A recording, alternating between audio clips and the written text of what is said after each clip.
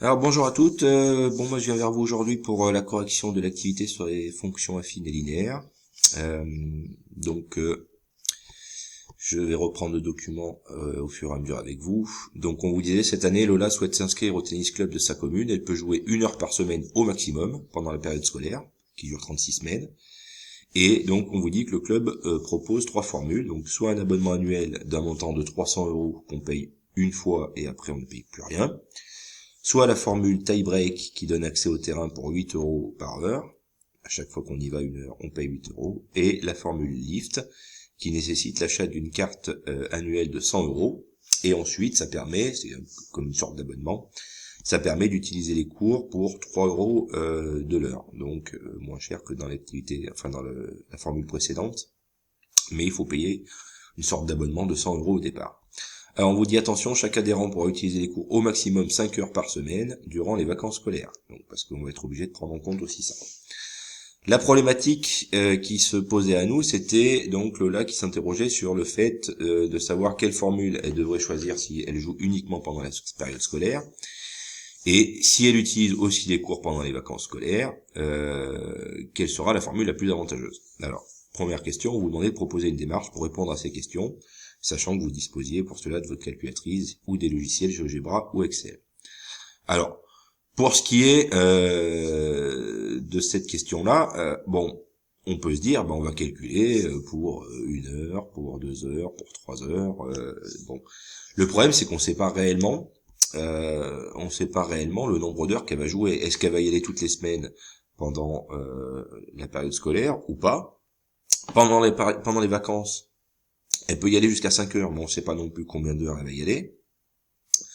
Donc du coup, on se retrouve dans un cas où, pour pouvoir expliquer, il faudrait à ce moment-là calculer à chaque fois pour de 1 heure jusqu'à peut-être 100 heures, si elle fait 5 heures chaque semaine par vacances. Et donc du coup, ça ferait beaucoup de calculs, sachant qu'on ne sait pas exactement quelle est la situation dans laquelle va se trouver Lola. Alors c'est ce que je vous disais ici, c'est qu'on peut envisager de calculer quel est le prix préférentiel pour Lola, mais nous ne savons pas exactement le nombre d'heures où elle va jouer sur une année. Il serait donc intéressant, plutôt que de faire ça, d'avoir une vision plus globale. Et donc ça, c'est ce qu'on a déjà fait lorsqu'on a fait les activités sur le podomètre.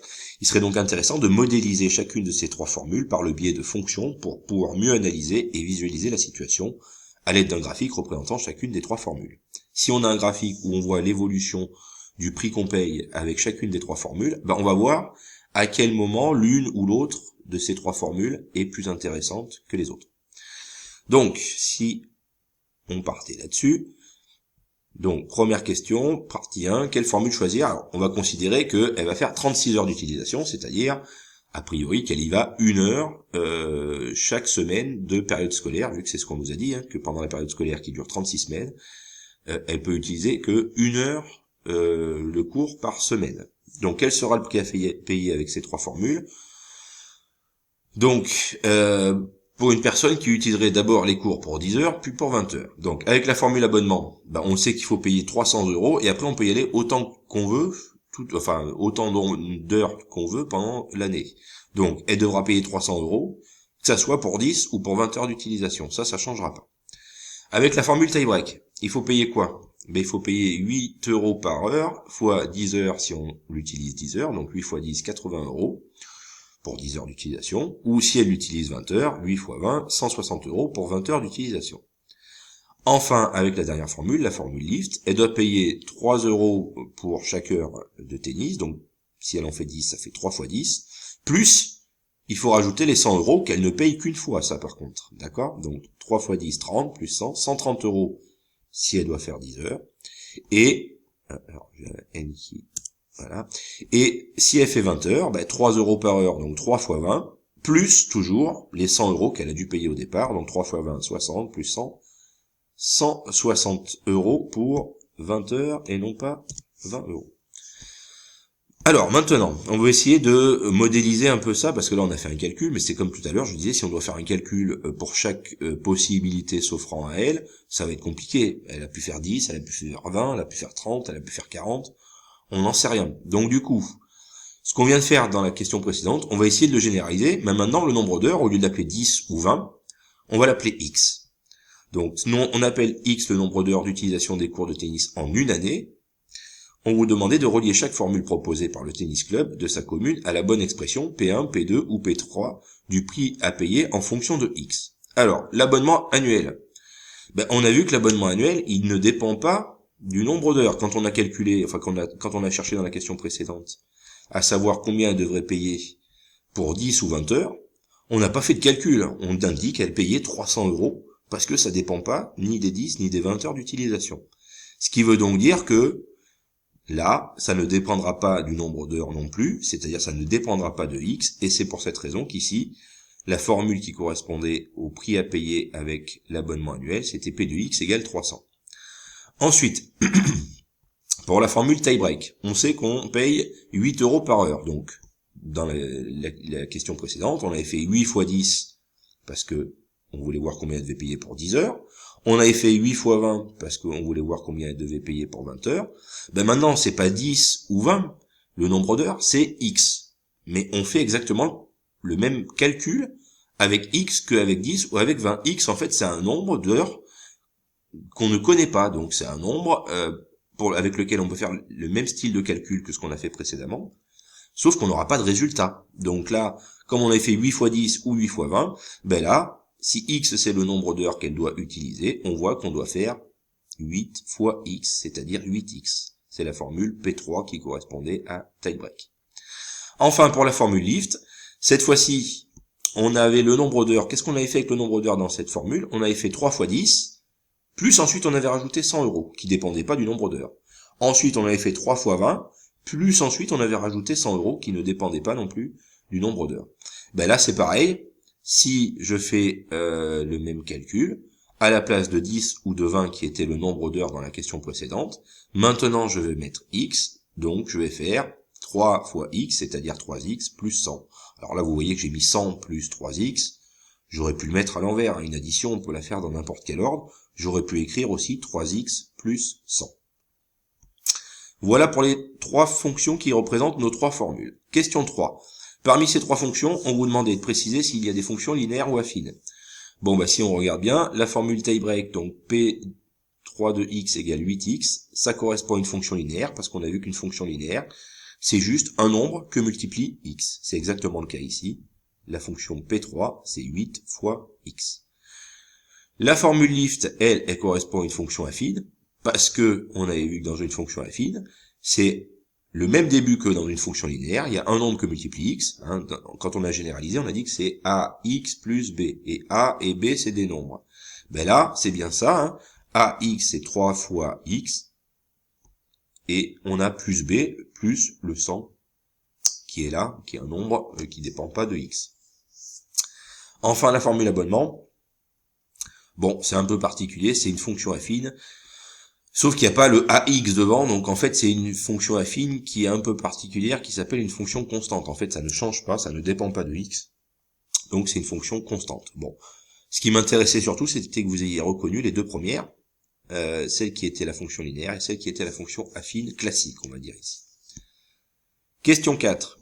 Calculez le prix payé par Lola si elle utilise les cours pendant 36 heures avec les 3 formules proposées par le tennis club de sa commune. Alors, avec la formule abonnement, elle devra payer 300 € toujours, parce que ça change pas. Avec la formule tie-break, on remplace X par le nombre d'heures, donc 36, 8 fois 36, ça faisait 288 € pour 36 heures. Avec la formule lift, on remplaçait aussi X par 36, 3 fois 36 plus 100, ça faisait 208 € pour 36 heures. En déduire la formule la plus intéressante proposée par le tennis club, là on se rendait compte que dans les 3, c'était la formule lift, pour elle, qui était la plus intéressante à 208 €. Alors maintenant, si on passe à la modélisation, dans l'activité que je vous avais donnée, vous avez envoyé un lien vers une vidéo YouTube, pour ceux qui n'avaient pas GeoGebra, sachant que je vous rappelle, vous pouvez le télécharger, c'est gratuit. Ceux qui n'avaient pas GeoGebra, donc du coup vous aviez la vidéo dans laquelle j'avais fait la construction en direct avec vous. Alors du coup, par rapport à ça, si je reprends le graphique qu'on obtenait, donc je vous rappelle, qu'est-ce que j'ai fait? J'ai tapé P1 de x égale 100 plus 3x, P2 de x égale, j'ai tapé au départ f de x, g de x, h de x, et après je les ai renommés. Donc la formule P1 c'est 100 plus 3x, la formule P2 c'est 300, La formule P3, c'est 8x. Et on a placé 3 points d'intersection. Le point A, ici, qui est le point d'intersection entre la droite verte, donc qui correspond à P1, et la droite rouge qui correspond à P2. Le point B, qui est le point d'intersection entre la formule P3, la bleue, et la formule P2, la rouge. Et le point C, qui est le point d'intersection entre P1, la verte, et P3, la bleue. Ces 3 points d'intersection, ils ont comme coordonnées, donc le point A, c'est 66,67 et 300, le point B, 37,5, 300, le point C, 20 et 160. Bon, avec ça, on devait essayer donc maintenant de généraliser ce qu'on avait pu dire dans la partie précédente. Donc je reviens à mon document. Et donc, on vous demandait dans la fenêtre algèbre, lire et noter les abscisses des points A, B et C. Donc les abscisses, je vous rappelle que c'est ce qui correspond à x. Et x, nous, dans nos formules des 3 fonctions, x c'est le nombre d'heures de tennis. C'est pour ça ici qu'on vous rappelait que, attention, toute heure consommée, ou entamée plutôt que consommée, est due. Ça voulait dire qu'ici, il fallait arrondir tous les nombres, quoi qu'il arrive, fallait arrondir les nombres par excès. Si on a un nombre, forcément, ça veut dire que si on a une virgule, ça veut dire qu'on a commencé à effectuer une heure. Ça veut dire qu'on est obligé de la finir, donc on est obligé d'arrondir à l'entier supérieur. Alors, si on prenait les 3 points, je vous l'ai redit tout à l'heure, mais le point A, qui est ici, en abscisse, là, GeoGebra m'a dit qu'il est à 66,67. Ça veut dire que le point d'intersection, si on arrondit au nombre supérieur, ça fait 67 heures.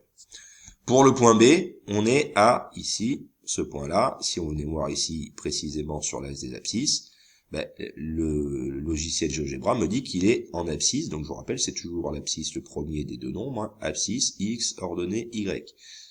L'abscisse, ici, est à 37,5. Donc, lui, on va l'arrondir à l'entier supérieur, c'est-à-dire à 38 heures. Et enfin, le point C, lui, il n'y a pas de problème pour l'arrondi. Il tombe pile poil en face du 20, donc c'est 20 heures.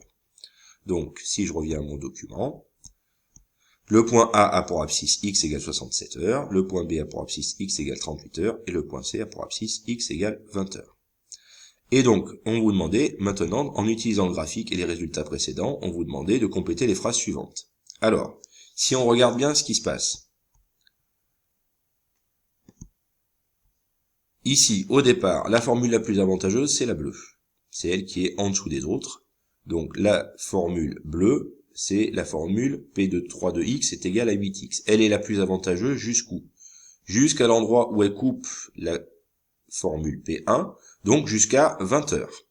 À partir de ce point-là, c'est la courbe, la droite verte, qui devient la plus basse des trois. Donc c'est elle qui est la plus avantageuse. C'est la plus avantageuse jusqu'où? C'est la plus avantageuse jusqu'à ce qu'il y en ait une autre qui passe en dessous d'elle. Donc jusqu'au point A. Et le point A, on a vu, c'est à x égale 67. Et à partir de 67, donc à partir de 67 heures de tennis, c'est la formule rouge qui devient la plus avantageuse, c'est-à-dire la formule P2. Donc si on résume tout ça, ça nous donne la formule tie-break est plus avantageuse que les autres si Lola utilise des cours moins de 20 heures par semaine, parce que c'est celle qui est en dessous des deux autres. Si elle joue entre 20 heures et 67 heures par an, c'est la formule lift qui est la plus avantageuse. Et au-delà de 67 heures, c'est la formule abonnement qui devient plus intéressante que les autres. Du coup, si Lola utilise des cours pendant les vacances scolaires, la formule la plus avantageuse pour elle est la formule. Alors, du coup, c'est la formule abonnement si on considère qu'elle va jouer au maximum, de ce qu'elle peut faire sur une semaine, c'est-à-dire 5 heures par semaine de vacances. Il y a 52 semaines sur une année, 36 semaines de cours, donc il reste 16 semaines de vacances, soit en tout 36 heures de tennis pour la période scolaire, à compter de 1 heure par semaine, et ensuite pour les 16 semaines de vacances, si on compte qu'elle a fait 5 heures, ça fait 5 fois 16, 80 heures. Donc 80 heures pendant les vacances, plus 36 heures pendant la période scolaire, ça nous fait 116 heures. 116 heures, on a vu que, dans ce qu'on a dit au-dessus, ça dépasse 67 heures, donc c'est la formule abonnement qui est la plus intéressante. Voilà.